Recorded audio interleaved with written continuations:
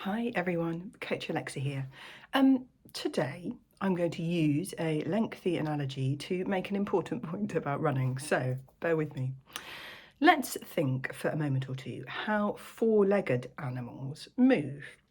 So if you've ever, I don't know, had experience with living with a cat or a dog, or, seeing or hearing the clip-clop of horses' hooves on the road is a really, really interesting one to listen to.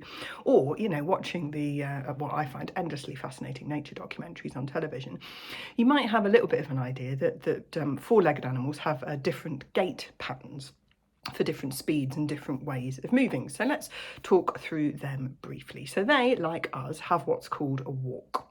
So it's quite a complicated sounding four pattern gait in a four-legged animal. So it goes back left to the front right leg and then back right to front left. So you get into this kind of a four rhythm stride. So if you've heard horses clopping feet, it will be clip clop, clip clop. So back foot, then the diagonal, the other back foot, and then the other diagonal. What you might not have noticed though is that we walk in exactly the same way. Our arms swing in exactly the same rhythm as a four-legged animal's front legs do when they're walking. So our natural uninterrupted arm swing, if we were to get a little clop or a footfall noise every time our hand reached the sort of furthest away point of the swing out in front of us, it would be exactly the same as a four-legged animal. So the next gait up, if they want to go a little bit faster, in horses at least, is called a trot. So this is a two rhythm stride, so you'll only ever hear two noises at a time. So you get the diagonal pairs of feet hitting the ground at the same time. So back left, front right, and then the opposite way round.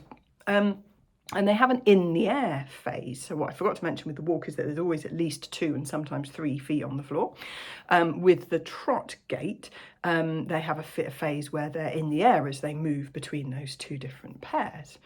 And that again, if we were to treat our arms like they were a four-legged animal's front legs, we are exactly the same. So when we run, we have our left arm and our right leg going forwards at the same time and vice versa. And when our feet are not on the floor, we have an in-air phase in between the two. Now, four-legged animals, with the benefit of double the number of legs that we have, also have two further gaits. And I'll just talk you through them out of interest, really, because then you kind of understand why we can't do them with only 2 legs. So the next one, again, using sort of horse terminology, is like a canter. It's kind of like a rolling gait. So it's back left, and then the back right and front left land at the same time, and then you push off with the front right. So it's a 3 rhythm stride.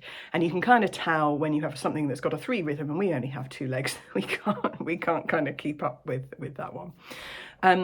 And then the fastest stride is like a flat out run in a 4-legged animal. So again, using horse terminology, it's the gallop. So you might see that in horse racing on television.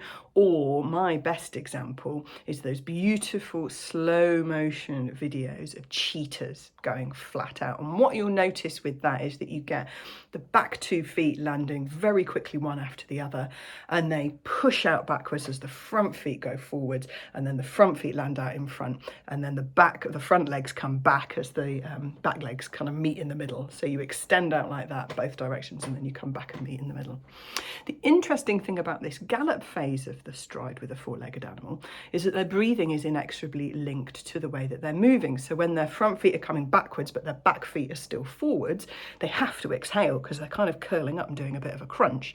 And then when they're extending outwards, front legs out front, back legs out back, then they have to inhale, which is interesting. So in our fastest, I guess, gait, our trot, our run, we can breathe as fast as we like, which is another interesting little thing for humans, is that we can kind of keep going for longer distances with a better kind of cardiovascular rhythm, I guess, because our breathing is not linked to our gait. So if we look at these 4 different gaits for different speeds of 4-legged animals, we can only do 2. Right?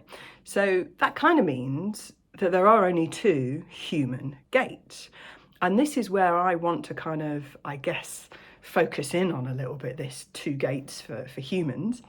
So we've got our walk, where we're steadily going from one foot to the other. We don't pick one foot up until the other foot has already landed on the ground. So we always have at least one foot on the ground. We tend to heel strike and roll gently forwards. We tend to land a little bit further out in front of our hips. And it can be a fairly gentle gait, or it can be pretty brisk. It's quite a range of speed. And then our running is the same as a four-legged animal's trot. So the opposite arm and leg are doing pretty much exactly the same thing as each other, going forwards and backwards in exactly the same time when we're running. They're slightly out of sync when we're walking. Now, what does that mean? That means there is no jog, right? And it's been a little bit of a bugbear of mine, the word jog. A lot of people sort of use it on themselves to maybe sort of some sort of a misunderstanding of the fact that, you know, they're running slower, therefore it's not running somehow. Or, you know, for people to distinguish, oh, I was just out for a jog, you know, implying that they weren't really trying that hard, da, da, da, da. Actually, humans, you know, two-legged creatures, somewhat compromised in the speeds that we can reach. That's why we can't go as fast as most four-legged animals. We don't have the canter and the gallop. We only have two gaits, a walk and a run. So there is no jog, only run, to badly misquote yoga. And if you run, you are a runner.